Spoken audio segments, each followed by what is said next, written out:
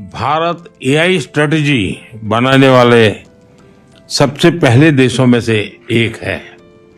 और मैं तो जब पिछली बार यहाँ आया था तो व्हाइट हाउस में हमारी एक छोटी सी टेक्निकल ग्रुप की मीटिंग थी, उसमें सुंदर भी थे। और उस दिन मैंने कहा था कि मेरे लिए एआई का मतलब है अमेरिका इन इंडिया। तो हम उस ताकत को और बढ़ाना चाहते हैं और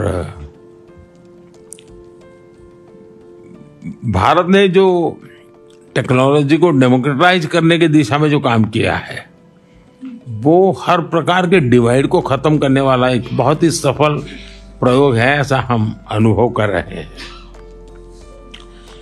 भारत एआई के रिस्पॉन्सिबल और एथिकल उपयोग के लिए भी प्रतिबद्ध है।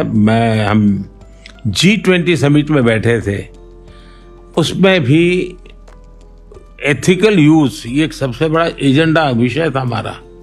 और उसमें मैंने एक सुझाव दिया था कि जिस प्रकार से एविएशन किसी एक देश या एक राज्य के नियमों से नहीं चलता है, पूरा aviation sector global rules and regulation चलता है। दुनिया का छोटा देश होगा तो भी उसने अमेरिका के स्टैंडर्ड से ही एविएशन चलाना पड़ेगा। और अमेरिका कितना ही बड़ा देश कहने को अपनी मनमर्जी से नहीं चलेगा, उसको भी छोटे देश की पद्धतियां हैं उसको स्वीकार करना पड़ेगा। जिस प्रकार से एविएशन सेक्टर ग्लोबल गवर्नेंस बन चुका है, वैसा ही डिजिटल हमें ग्लोबल गवर्नेंस का मॉडल ही खड़ा करना पड़ेगा।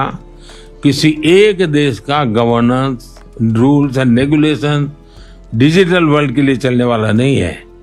और हमारे सामने मॉडल है, एविएशन सेक्टर एक सक्सेसफुल मॉडल है, सब लोग उसको फॉलो करते हैं।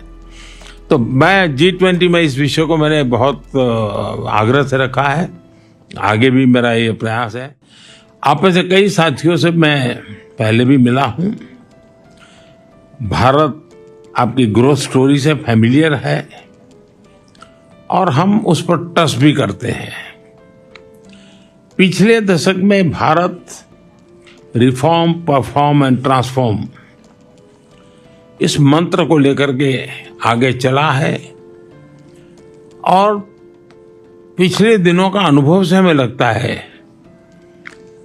कि इसमें हम गति जितनी ज्यादा बढ़ाएंगे, उसका फलक जितना ज्यादा हम विकसित करेंगे